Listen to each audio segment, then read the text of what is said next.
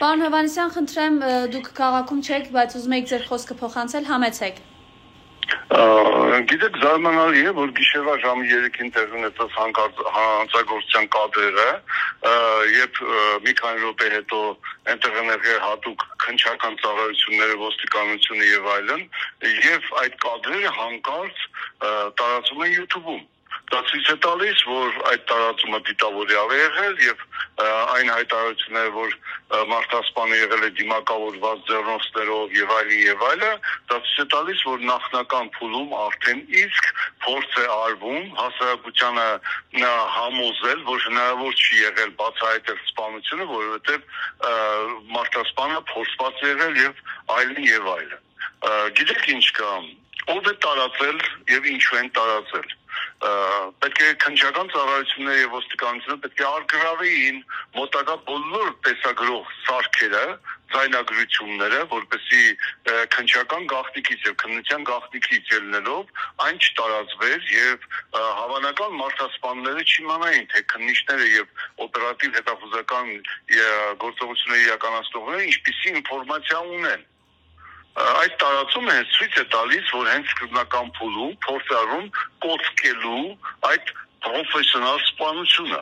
որպեսզի ցույց տան, որ սպանությունը դա չի բացահայտվել, քննության գաղտնիք չի տալ, բացի դրանից։ Ես նայեցի այդ կադրերը, որոնք կային, եւ եկա այն եզրակացության, որ մարդասպանը չէր կարող միայնակ օպերատիվ իրավիճակին տիրապետել այն աշան, որ 3 անձի դեմ կրակեր։ Եթե վստահ չլիներ, որ նրանք զինված չեն եւ օգնություն չի հասնի։ Նման տեղեկություն կարող է տալ, եթե աշխատել է օպերատիվ հետախուզական խումբ, որոնք ապահովել են սպանության հատուկ, հստակ եւ անխափան ընթացքը։ Տեղեկատվությունը այն աստիճան է այն աշճանի է տիրապետել սպանողը, որ կարողացել է 3 անձի դեմ իրականացնել սպանություն առանց որևէ վախ ունենալու, որ կարող է հանկարծ որևէ խոչընդոտ հանգել իր վրա։ Աշխատել է օպերատիվ հետախուզական խումբ, դա միանգամից երևում է։ Եվ երկրորդը, երբ քիլերը կրակում է եւ կատարում է իր հանձնարարությունը, իսկույն հեռանում է։ Իսկ մենք տեսնում ենք, որ մարդասպանը մոտենում է, ստուգողական կրակոցներով ավարտում է սպանությունն ու հանգիստ վստահ հեռանում է։ Դա իրականացնում է հատուկ պատրաստություն անցած եւ հատուկ ծառայություններում մարզված մարդասպան լիկվիդատորը։ Նա բոլոր քայլերը, որոնք նա կատարում է մոտենալով եւ կարճ կրակահերթեր արտահայտելով, ցույց է տալիս։ Դա ցույց է տալիս, որ նա հատուկ ծառայություններով անցած եւ հատուկ պատրաստություն տեսած մարդ է։ Կադրերում երևում է մարդասպանի կրակոցները եւ զենքի տիրապետման հատուկ պատրաստությունը։ Դա նա ինչպես է զենքը բռնել եւ ինչպես է կրակոցներով մոտենում, դա հստակ ցույց է տալիս, որ մարդասպանը իրականում հատուկ պատրաստություններ անցել։ Նա տիրապետում էր կարճ կրակահերթով դիպուկ կրակելու տեխնիկային, որը ամեն զինվորական չի տիրապետում։ Դա հատուկ պատրաստության արգասիկ է եւ արդյունք է։ Կարճ կրակահերթերը դրանք մեծ փորձառություն ունենալու արդյունք են, որին տիրապետում էր մարդասպանը։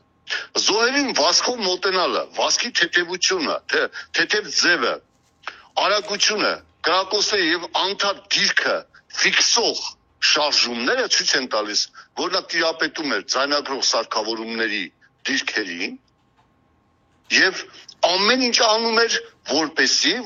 ցույց տար իր կատարածը եւ մնար առանց բացահայտվելու։